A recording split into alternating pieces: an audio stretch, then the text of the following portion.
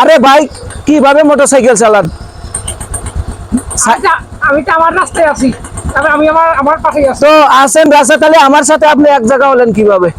আমার কোনো রাস্তা লাগে না, আমি ছেড়ে পারেন না আমি তো আমার সাইডেই আছি। কেন? আপনার সাইডে, আপনার সাইড কোনটা?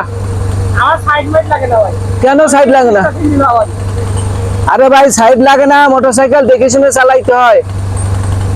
আমার সাইড মাইড লাগে না, আমি যে খুশি সিন্ধে চালাবো। না ভাই এই আপনি এমন কি যে আপনার সাইড লাগে না?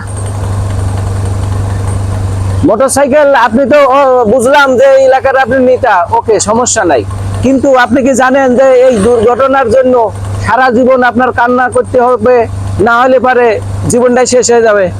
তো একটা সেকেন্ড গাড়ি চালাইতে হলে একটু দেখে শুনে চালাবেন, না হলে পরে সমস্যা। আমার কথা কি বুঝছেন? না ভাই বুঝছি, আমার ভুল হয়ে গেছে।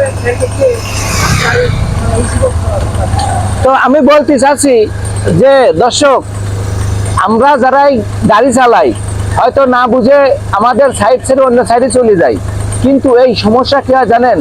হঠাৎ করে অ্যাক্সিডেন্ট করার পরে দুর্ঘটনা ঘটে, হয়তো অ্যাক্সিডেন্ট করে অনেকেই ঘরে পঙ্গু হয়ে থাকতে হয়, আর আমাদের জীবন জীবিকার চাকা বন্ধ হয়ে যায়। তখন কি হয় জানেন? আমাদের ছেলে মেয়ে স্ত্রী অসহায় হয়ে যায়।